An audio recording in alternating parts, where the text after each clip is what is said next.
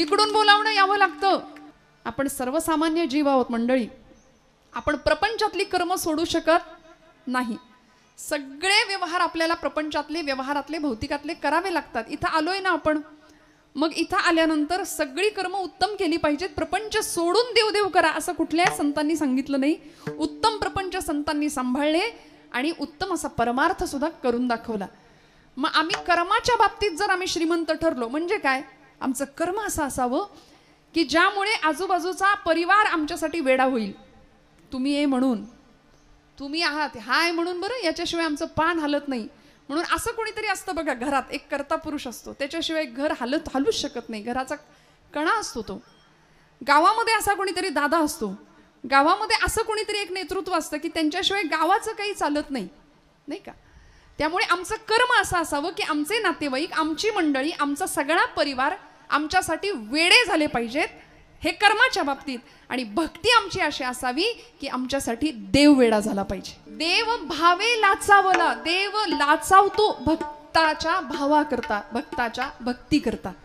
त्यामुळे संतांच्यासाठी, भक्तांच्यासाठी देवानी वेडं व्हावं असं कर्मही सुंदर होतं आणि अशी भक्तीही सुंदर होती. त्यामुळे कर्मयोग आणि भक्तियोग भगवान गोपालकृष्ण सुद्धा आम्हाला सांगतात, या दोनही जीवनांनी आमचं जीवन सर्वांग परिपूर्ण व्हावं. म्हणून 3 टप्प्यांमध्ये मानवी जीवनाची जर विभागणी केली ना, तर अपूर्ण, पूर्ण आणि परिपूर्ण. अपूर्ण कोण आहे?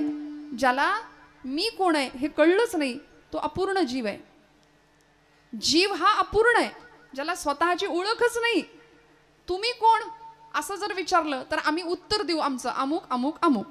मी या गावचा, या इथं राहतो, असं आम्ही आमची स्वतःची ओळख देऊ. हे आमचं देहाला झालेलं, देहाची ओळख आहे. पण याच्या आत जाऊन स्वतःला विचारावं, हू आय एम. प्रश्नाचं उत्तर मिळेल अमुक अमुक अमुक. परत विचारावं, हू आय एम, मी कोण. परत उत्तर मिळेल, मी अमक्या अमक्या गावचा, अमक्या अमक्याची मुलगी, अमक्या अमक्याचा मुलगा. परत विचारावं, मी कोण. परत उत्तर मिळेल, मी या देशाचा नागरिक आहे, मी एक सुजाण नागरिक आहे, मी या गावचा उत्तम नागरिक आहे.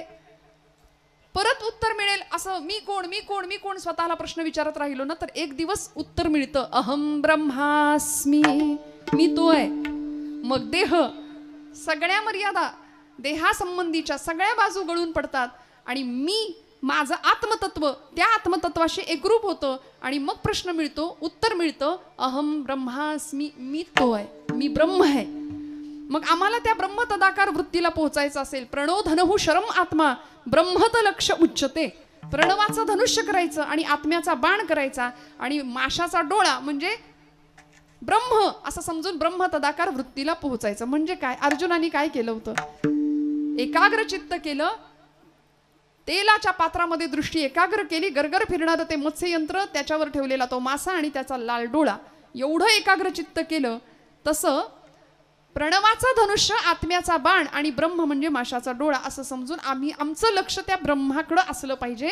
पण आमच्या बाबतीत नेमकं हे घडत, आमचं लक्ष तेवढं सोडून बाकी सगळीकडे आहे. आमचं लक्ष प्रपंचात फार आहे, आमचं लक्ष भौतिकात फार आहे, नाही का. आमचं लक्ष लक्षाकडे फार आहे. लक्ष 1 लक्ष, 2 लक्ष, 3 लक्ष. परमार्थाचा अर्थ कळायला वेळ लागतो, पण अर्थाचा परमार्थ लवकर कळतो ना हो आम्हाला.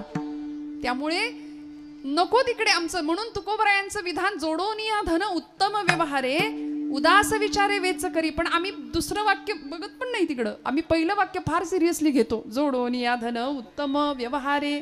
फार सिरियसली पहिल्या वाक्याचा विचार करतो. महाराजांनी सांगितलंय, जमवा जमवा, फक्त जमवा, पहिला पै गाठी मारा, सगळा पैसा सेविंग, एकदम उत्तम बँक बॅलन्स. सगळं झाल्यानंतर एक दिवस, जुन्या माणसांची म्हण आहे बघा, उष्ट्या हातानं कावळा सुद्धा कधी हाकलला नाही यांनी.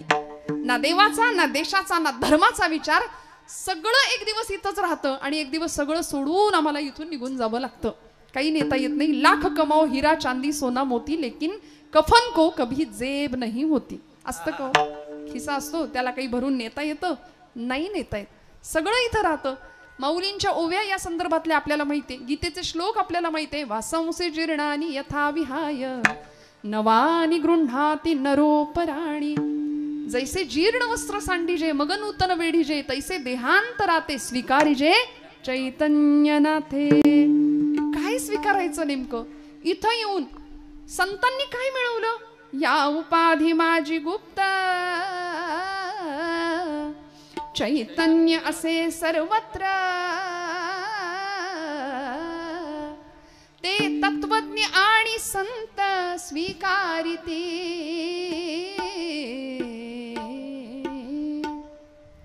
मग या सृष्टीतलं, चराचर सृष्टीतलं चैतन्य तत्व आम्हाला स्वीकारता येईल का, जे संतांनी स्वीकारलं? जीवन आनंद स्वरूप मिळवलं. आणि आम्हाला जे मिळतं ते सुख, आम्हाला मिळतो तो आनंद नाही बरं का. आम्हाला प्रपंचात मिळतो, आपल्याला वाटतं आम्ही आनंदी आहे, आम्ही आनंदी नाही, आम्ही सुखी आहे. कारण सुख म्हटलं, सुखाचं नाणं उचललं की दुःखाचा काटा आपोआप त्याच्या मागे येतोच. मग सुखही खोटं आहे प्रपंचातलं आणि दुःखही खोटं आहे. मग नेमकं खरं काय? तर आनंद ही वस्तू खरी आहे. तुम्ही म्हणाल नेमकं काय? आनंद म्हणजे सुख की नाही?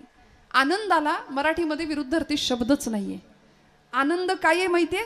आनंद अद्वय नित्य निरामय, आनंद अद्वय नित्य निरामय, आनंद अद्वय नित्य निरामय, आनंद अद्वय नित्य निरामय, आनंद अद्वय नित्य निरामय, आनंद अद्वय नित्य निरामय, आनंद अद्वय नित्य निरामय, आनंद अद्वय नित्य निरामय.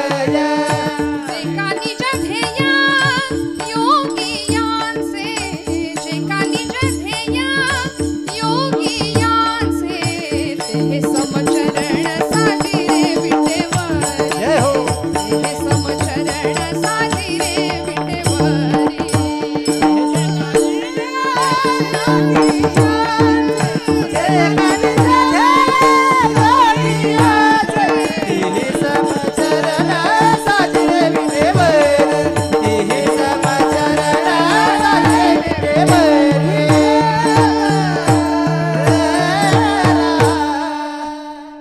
आनंद अद्वय नित्य निरामय, जे का निज ध्येय योगियांचे, ते हे समचरण साजिरे विटेवरी.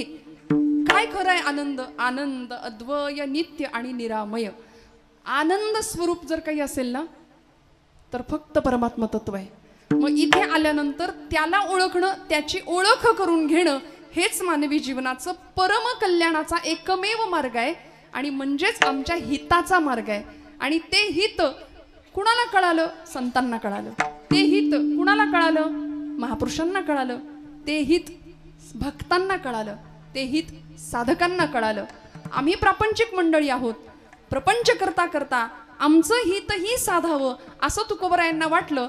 आणि ते कुणाच्या माध्यमातून साधावं याचाही परामर्श घेत तुकोबराय, ज्याला आपल्या हिताचं ज्याला आपलं हित व्हावं, ज्याला आपलं कल्याण व्हावं असं वाटतात, त्याच्या माता पित्यांना थेट धन्यवाद देतात अभंगाच्या प्रथम चरणात. आपुलिया हिताचे जगता, आपुलिया हिताचे जगता,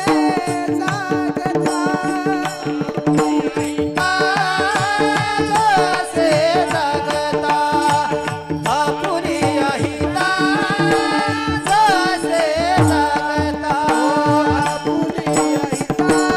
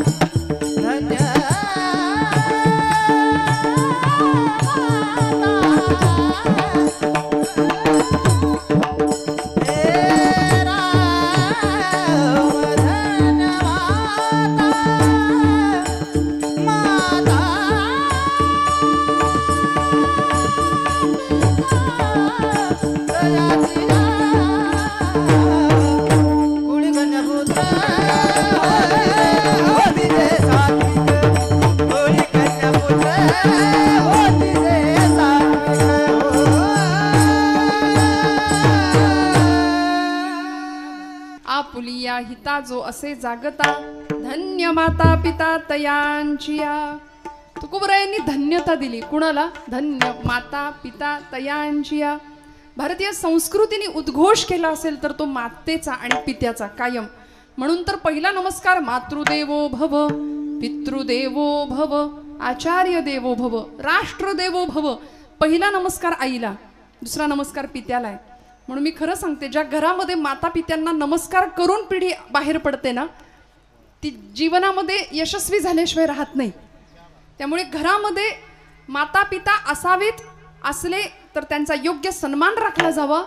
हे संस्कार ज्या कुळामध्ये ज्या घरामध्ये घडतात, तुकोबराय म्हणतात ती मंडळी, ती भक्त किंवा ते साधक स्वतःच्या हिताच्या ठिकाणी जागे असतातच. आणि ज्यांना स्वतःचं हित कळावं, कारण आईला आणि पित्यालाच हिताचा कळवळा असतो बरं का. म्हणून बघा, आईची तुलना प्रत्येक वेळी संतांशीच केली. लेकुराचे हित वाहे माऊलीचे चित्त. तुकोबराय म्हणतात आई आणि संत माझ्यासाठी समान आहेत. ज्ञानोबरायांना विश्व माऊली अशी उपाधी दिली ना. ज्ञानराज माझी योग्यांची माऊली, जिणे निगमवल्ली प्रगट केली. ज्ञानाबाई माझी अनाथांची माय. संतांकडे आई म्हणून लोकांनी पाहिलं. आळंदीला गेलो, माझी माऊली म्हणून आपण समाधीला कवटाळतो, समाधीला स्पर्श करतो, आईची भेट झाल्यासारखं वाटतं आईची. आणि खरं आहे, ज्याला आई नाही, ज्याला पिता नाही ना, त्याला ज्ञानोबा आहेत आणि तुकोबरा आहेत असं समजावं. ज्याला आई नाही त्यांनी माऊलींच्याकडे डोकं टेकवावं, ज्याला पिता नाही त्यांनी तुकोबरायांच्या चरणावर डोकं टेकवावं. दोन्हीचा लाभ मिळेल. दोघांच्या असण्याची अनुभूती आपल्या आयुष्यात आल्याशिवाय राहणार नाही.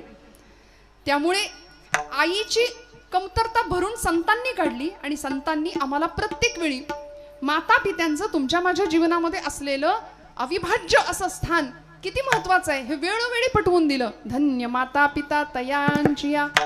हिताच्या ठिकाणी जो जागा आहे त्याला धन्यता दिली का हो? त्याला तर दिलीच, पण त्याच्या माता पित्याला धन्यता दिली. या जगामध्ये स्वतःची प्रगती, जगाची प्रगती ज्यांनी केली ना, ती सगळी मंडळी आई वेळी होती. प्रत्येक महापुरुष मोठा झाला तो त्यांच्या आईमुळे, तो त्यांच्या पित्यामुळे. आई वडिलांविषयी ज्यांनी ज्यांनी कृतज्ञता बाळगली ती मंडळी खऱ्या अर्थाने मोठी झाली. श्रोते हो, ज्याला स्वतःचं हित कळलं, आपुलिया हिता जो असे जागता. जागत शब्द वापरताना तुकोबरायांना काय अनस्यूत असावं, काय संतांचं म्हणणं असावं? समाज झोपलेला आहे का? तुम्ही सगळे जागे आहात, मी जागे, आपण सगळे जागे आहे. मग ही कुठली झोप आहे की ज्या झोपेबद्दल संतांनी विधानं केली? आपण तर जागे आहे, हिताच्या ठिकाणी जागे की आपल्याला आपलं हित कळतं ना. कळतं की नाही? हो म्हणा. कळतं ना, आपल्याला आपलं हित कळतं. आपलं हित असंच आहे, 4-2 एकर मस्त जमीन घ्यायची, मस्त बँक बॅलन्स वाढवायचा, उत्तम लेकरा बाळांच्यासाठी पुढच्या भविष्याची तजवीज करून ठेवायची आणि नातवंडांचं पंतवंडांचं तोंड बघून सुखानं इथून निरोप घ्यायचा. याच्यात आपलं हित आहे असं आपल्याला वाटतं. माऊलींना विचारावं, ज्ञानोबराय तुमचं काय हो? तुम्ही कुठे एकरभर जमीन केली आहे का बुक? तुम्ही कुठं काही सातबाराचा उतारा आहे का तुमच्या नावावर? ज्ञानोबराय उत्तर देतात, माझं असं काहीच नाही. हे विश्वची माझे घर, ऐसी मती जयाची स्थिर, किंबहुना चराचर आपणची झाला. म्हणून आज 750 वर्षानंतर सुद्धा तुमच्या माझ्या घरामध्ये आपल्या पणजोबाचा, खापर पणजोबाचा किंवा पूर्वजांचा फोटो नसेल, पण ज्ञानराजांचा फोटो, तुकोबांचा फोटो नक्की सापडेल. कारण सगळं जग माझं आहे ही भावना, याला म्हणायचं आपल्या बरोबर जगाचंही हित करणं बरं का. आम्ही फक्त आमच्या हिताचा विचार करतो. परोपकाराय सताम विभूतया. संतांना का म्हटलं करणं? दुसऱ्यावर उपकार करणं हीच त्यांची लक्षणं होती ना. आपल्या बरोबर जगाचं कल्याण व्हावं हा एकमात्र कल्याणाचा विचार, शाश्वत कल्याण. आणि तो दादागिरी करून नाही, दंडवत घालूनच केलाय. सकलांच्या पाया माझा दंडवत, आपुलाले चित्त शुद्ध करा. चित्तशुद्धीची, मनशुद्धीची कामना प्रचंड प्रामाणिकपणे दंडवत घालून जगाच्या चरणावर नम्रपणे प्रार्थना केली की अरे बाबा रे, स्वतःचं हित साधा, हित साधा. का? कारण सगळीकडे घनदाट असा अंधकार आहे. कशाचा? अज्ञानाचा आहे, अहंकाराचा आहे. मग उजेड व्हायचा असेल सगळीकडे तर कशामुळे होईल? बाबा अहंकार निशी घनदाट, बाबा अहंकार निशी घनदाट, बाबा अहंकार निशी घनदाट, बाबा अहंकार निशी घनदाट. गुरु वचन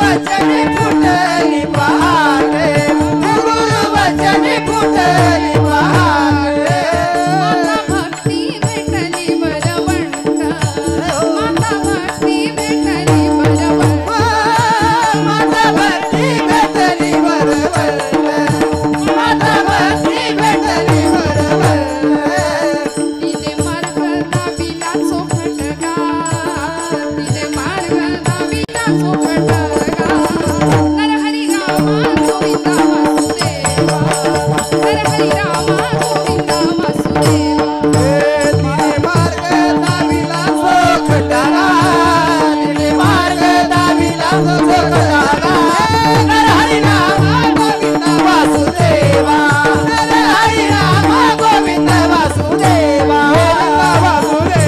गोविंद वासुदेवा सगळ्या संतांनी जाग करण्याचं काम केलं आम्हाला उठा जागे भारे आता स्मरण करा पंढरीनाथा म्हणजे काय आम्ही झोपलो होतो का नाही देहाच्या झोपेबद्दल नाही आमच्या मनाला वर्षानुवर्ष आलेली मरगळ ती दूर व्हावी 16वं शतक तुकोबरायांनी हा प्रयत्न केला की आता भक्ती करण्याकरता तर जागे राहाच आत्मकल्याणाकरता जागे राहाच पण जनकल्याण व्हावं याकरता अनेक प्रकारच्या लुटारूंची आक्रमण आपल्यावरती होत आहेत आता सावध व्हा आता जागा रे बाईनो जागा रे बाईनो जागा रे बाईनो जागा रे बाईनो आता जागा रे बाईनो जागा आता जागा रे बाईनो जागा आता जागा रे बाईनो जागा आता जागा रे बाईनो जागा चोर निचला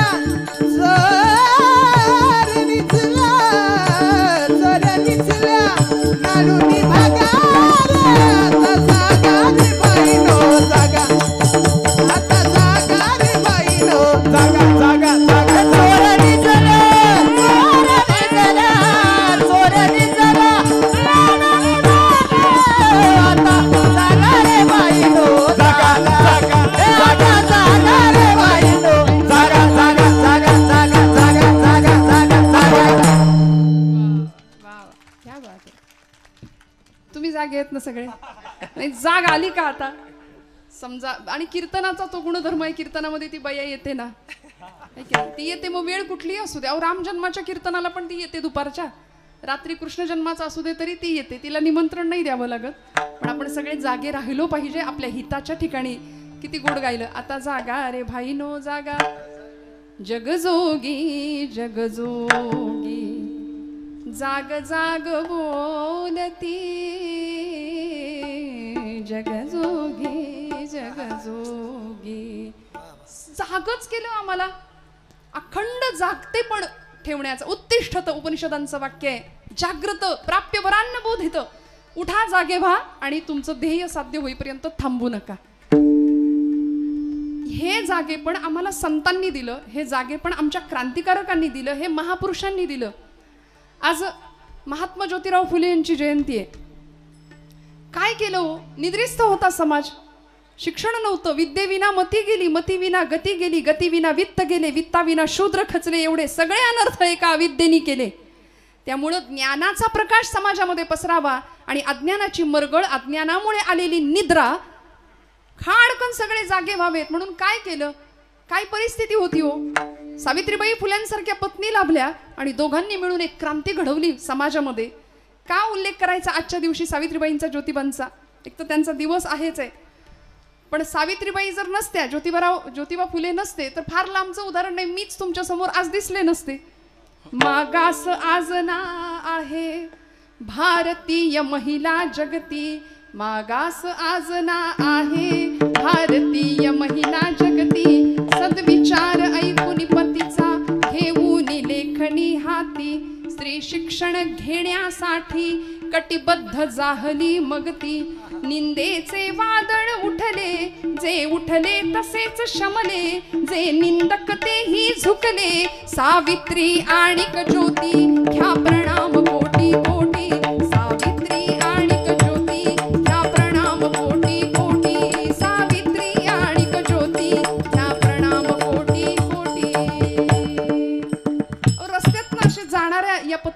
मुलींच्या अंगावरती शेण चिखलाचे गोळे फेकले जायचे, प्रचंड अपमान केला जात होता. सावित्रीबाईंचे तर एवढे उपकार आहेत, जाताना पिशवीमध्ये एक साडी एक्स्ट्रा घ्यायच्या, त्या 2 लुगडं, त्यातलं एक लुगडं कायम एका साडीमध्ये, आणि अंगावरच्या साडीवर शेण चिखलाचे गोळे फेकले जायचे.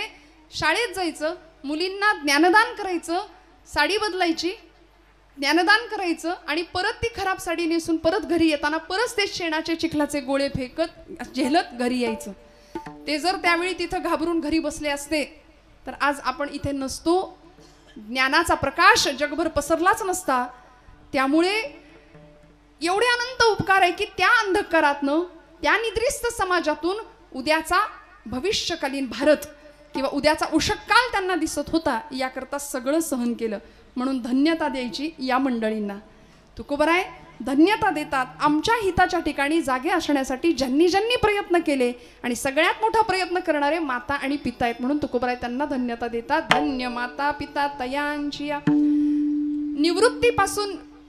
प्रवृत्तीपासून निवृत्ती घेतल्याखेरीज असं म्हणतात, भक्तीच्या किंवा मुक्तीच्या गर्भागारात प्रवेश करण्याचा सोपान प्राप्त होत नाही. प्रवृत्तीपासून निवृत्ती, निवृत्ती झाल्यानंतर ज्ञानप्राप्ती, आणि मग मुक्तीच्या गर्भात प्रवेश करण्याचा सोपान, हे सगळं आम्हाला प्राप्त होतं.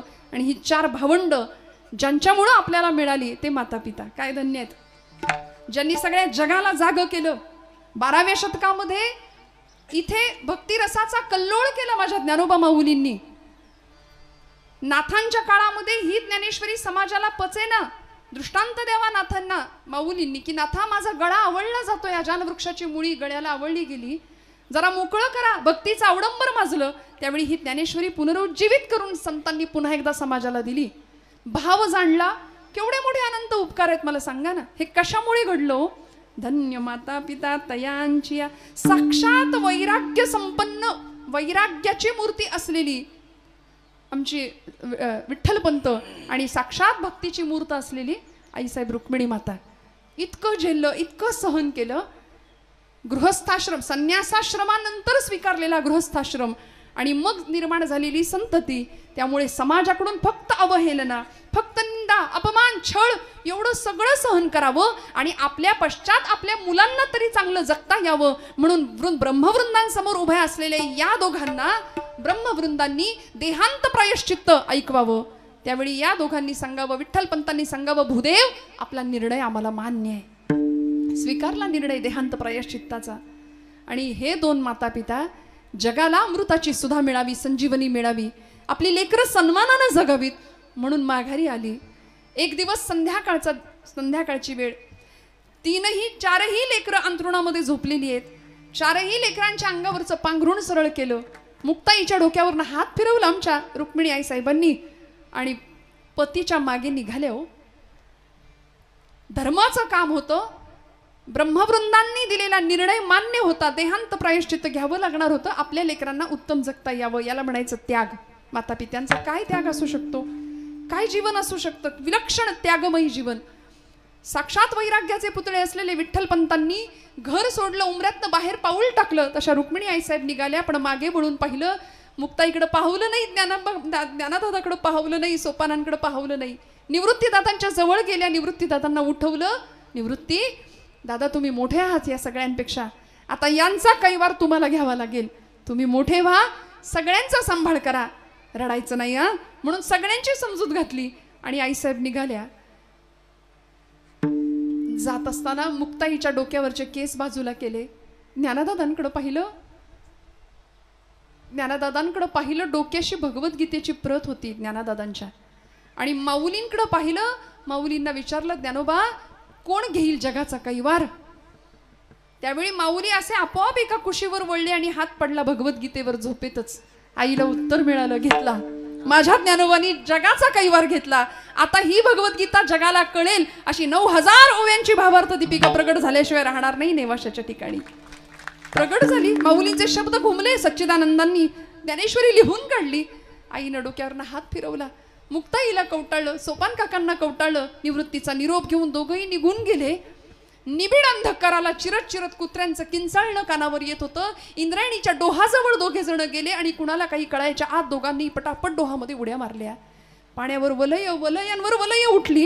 कितीतरी वेळ इंद्रायणी गहिवरली, शहारली, शांत स्तब्ध झाली आणि निस्तब्धपणे वाहायला लागली. पुन्हा बराच वेळ झाला. पहाटेच्या वेळी निवृत्तीनाथ शांत ध्यानावस्थेमध्ये. ज्ञानादादा उठले, सोपान काका उठले, मुक्ताई उठली आणि उठल्या उठल्या 4-5 वर्षाची लेक. बाळाला आई नाही दिसली की ते बाळ कावरं बावरं होतं ना. आई कुठे आहे? दादा दादा आई कुठे आहे म्हणून डोळे चोळत परकर पोलक्यातली आमच्या मुक्ताई आई साहेब बाहेर आल्या आणि निवृत्ती दादांना सांगायला लागल्या, दादा आई कुठे आहे? सांगणार आहे, आई कुठे आहे? निवृत्ती दादा सांगतायत. जवळ घेतलं का डोक्यावरनं हात फिरवला, म्हणाले, मुक्ते आई देवा घरी गेली ग, आई देवा घरी गेली. दादा अरे ती तर रोजच जाते, आत्ता येईल, सिद्धेश्वराला गेली असेल, तिकडे प्रदक्षिणा घालेल अश्वत्थ वृक्षाला आणि लगेच येईल. मुक्ते आई कधीच नाही येण्याकरता गेली आहे बाळा. मुक्ताई आई साहेबांनी विचारावं, दादा आई कधीच नाही येणार, मग तुम्हाला आई कुठली हो? तुम्हाला आई कुठली आता? निवृत्ती दादांनी रात्रभर साठवलेलं सगळं रडू हंबरडा फुटला, ढसढसा रडायला लागले आणि या तीनही भावंडांना आपल्या जवळ घेतलं आणि मुक्ताईला सांगतात, मुक्ता आजपासून तू माझी आई. म्हणून मुक्ता नाही मुक्ताई, मुक्ते नाही मुक्ताई, ब्रह्मचित्कल आदिशक्ती. मुक्ताबाई नमो त्रिभुवन पावनी, नमो त्रिभुवन पावनी, नमो त्रिभुवन पावनी, आद्यत्रय जननी देवाची, आद्यत्रय जननी देवाची, नमो ज्ञानेश्वरा, नमो ज्ञानेश्वरा, निवृत्ती उदारा सोपान देवा, मुक्ताबाई नमो त्रिभुवन पावनी, आद्यत्रय जननी देवांची. म्हणून जगाची जननी झाली ना ती माई झाली. का धन्यवाद द्यायचे माता पित्यांना की ही लेकरं अशी घडवली, असा जीवनाचा इतका सुंदर प्रवास या मुलांच्याकडून करवून घेतला आणि मग आज माऊलींनी आम्हाला किती दिलं. चांगदेव 65 असू दे, अमृतानुभव किंवा अनुभवामृत असू दे, भावार्थ दीपिकेचे तर एवढे अनंत उपकार आहेत आमच्यावरती. बघा ना, गीतेवरती टीका अनेकांनी केली आहे. आपण जागे आहेत ना? भगवद्गीतेवरती अनेकांनी टीका भाष्य केलंय. एकट्या ज्ञानोबरायांनी केलंय अशातला भाग नाही. वामन पंडित नावाचे पंत साहित्यातले एक कवी होऊन गेले, त्यांनी गीतेवर टीका भाष्य केलं, त्याला नाव दिलं यथार्थ दीपिका. आता यथार्थ दीपिकेचं कव्हर पृष्ठ सुद्धा आम्हाला बघायला मिळत नाही, इतकी ती दुर्मिळ आहे. गीतेवरती टीका भाष्य विनोबा भावेंनी सुद्धा केलं.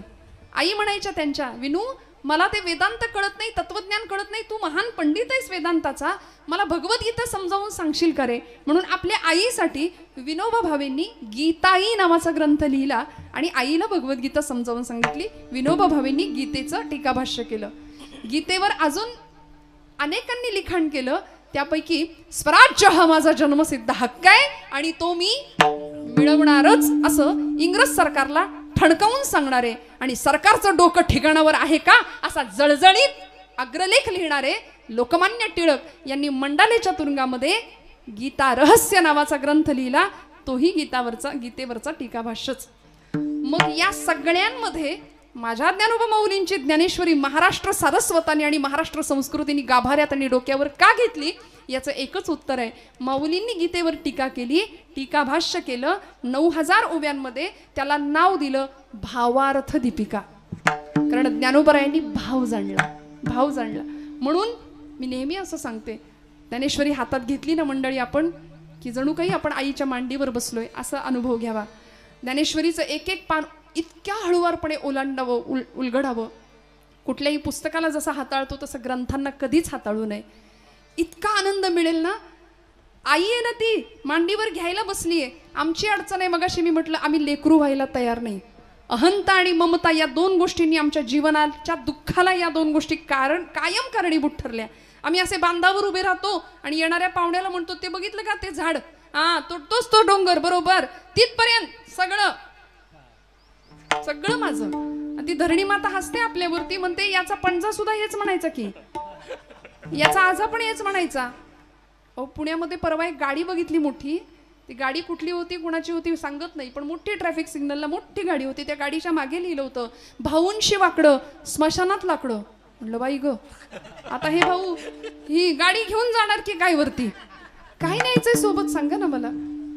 किती आम्ही मी आणि माझं करू. बरं, प्रपंच उत्तम करायचा, सगळी कर्तव्य, पण तुमचं माझं हित जर साधायचं असेल ना, तर त्याकरता एकच मार्ग आहे, एकच मार्ग. कुठला मार्ग? अभंगाचं 3रं चरण आहे. गीता भागवत करीती श्रवण, गीता भागवत करीती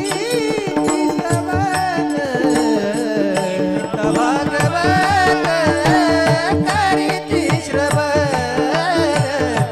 गीता भागवत करीती श्रवण, गीता भागवत करीती श्रवण, गीता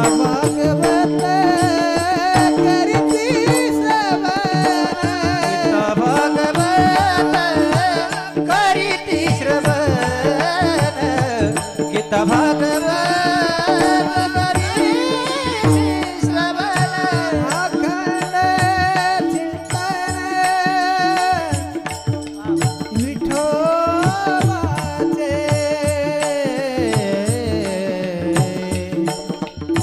अखंड चिंतन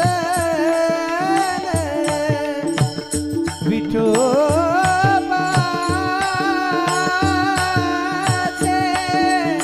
विठोबाचे अखंड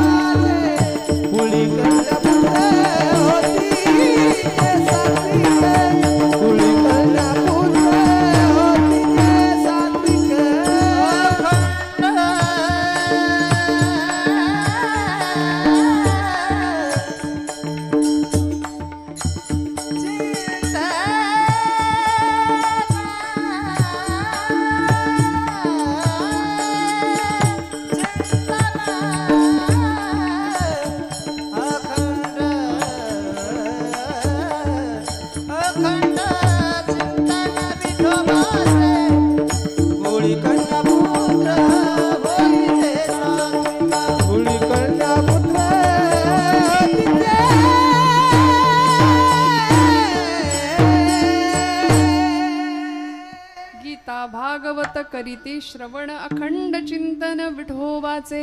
हिताचा मार्ग तुकोबरायांनी सांगितला. स्वतःच्या हिताच्या ठिकाणी जागा राहायचं असेल तर ग्रंथ जवळ घेऊया, संतांना जवळ करूया. संघाचा रंग मनाला लागतो असा, मनाचा उत्तम रंग देईल असा संघ करूया. संतांचा संघ, उत्तम चिंतन, अखंड चिंतन विठोबाचे. आम्ही चिंतन नाही, आम्ही चिंता जास्त करतो. चिंतन आणि चिंतेमध्ये फरक आहे ना. आम्ही आणि महिला वर्ग तर जरा जास्तच चिंता करतो आमची. खरं आहे की नाही? फार चिंता. आल्या गेल्याचं बघा, रांधा वाडा, उष्टी काढा, सगळ्यांचं करा. आणि केलं कोणीच म्हणत नाही. किती करा, केलं म्हणतं का कोणी? ब्रह्मचैतन्य गोंदवलेकर महाराज आमचे सांगतात, तुम्ही प्रपंचासाठी कितीही करा, केलं कुणीच म्हणणार नाही. 16-17 वर्षाचा मुलगा झाला, चटकपटक बोलण्याचा त्याला गुण आला की तो पित्यालाच विचारतो, आमच्यासाठी काय केलं? आमच्यासाठी काय केलं तुम्ही? काय करून ठेवलं? आणि हाडाची काढं रक्ताचं पाणी करून सगळं आम्ही पुढच्या पिढ्यांसाठी करतो. परवा एक आजोबा भेटले, म्हटलं काय झालं, एवढी चिंता काय चेहऱ्यावर? म्हणाले काय सांगू अगं पोरी. म्हटलं काय झालं तरी काय?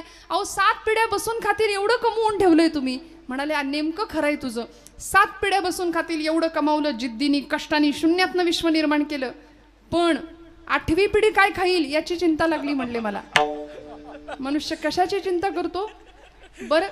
चिंता चिता समायुक्ता बिंदू मात्रम विशेषतः निर्जीवम दहते चिता सजीवम दहते चिंता. निर्जीव माणसाला जाळण्याचं काम चिता करते आणि सजीव माणसाला कायम जाळत असते ती चिंता. म्हणून खरं सांगू, चिंतन करावं, चिंता नाही. चिंता चितेकडे घेऊन जाईल, चिंतन चैतन्याकडे घेऊन जाईल. त्यामुळे अशी चिंता करावी ज्याच्यामुळे तो चिंतामणी आपल्यावर प्रसन्न होईल आणि आपल्या इच्छित मनोकामना पूर्ण करेल. जीवनातली सगळी चिंता दूर करणारा चिंतामणी पांडुरंग परमात्मा तुकोबरायांना भेटला होता. म्हणून जिजाई साहेबांना सारखे म्हणायचे, आवले काळजी करू नको ग, अजिबात चिंता करू नको ग. कसली काळजी करते? ज्यानं चोच दिली तो चारा देणारच आहे नव, कशापायी काळजी करतेस? अहो काळजी नव्हती, चिंता नव्हती, देणारा तो आहे, नेणारा सुद्धा तोच आहे, देवविता तोच आहे.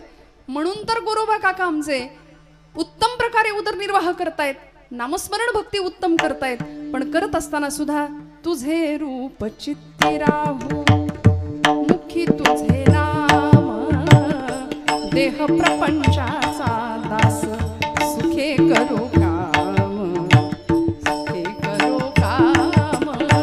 तुझे रूप चित्ती राहू, तुझे रूप चित्ती राहू, मुखी तुझे नाम. मला जमलं असतं बरं. काय केलं? अखंड भगवंताचं नाम, भगवंताचं गुण, भगवंताचे रूप अखंड स्मरण केलं. अखंड चिंतन विठोबाचे. पुढचं लेकरू कधी पायाशी आलं चिखल तुडवताना कळलं नाही. आणि इतके रममाण झाले होते, इतके रममाण. पांडुरंग पांडुरंग पांडुरंग पांडुरंग अखंड नामस्मरण. लेकरू पायाशी आलेलं सुद्धा कळालं नाही. इतकं देहभान. असो ऐसा कोठे आठवचे नाही, देहीच विदेही भोगू दशा. या अवस्थेला पोहोचलेले आमचे संत महात्मे. पण ज्यावेळी कळावं, ज्यावेळी पत्नीला कळावं, त्यावेळी घेतला ना कैवार पांडुरंग परमात्म्याने. दिलं मूल तर दिलंच, सर्वार्थाने उद्धार केला. आणि एवढी सत्ता हातात दिली गोरोबा काकांच्या की संप्रदायातल्या सगळ्या संतांची परीक्षा घेण्याचं सामर्थ्य काकांकडे होतं. सगळे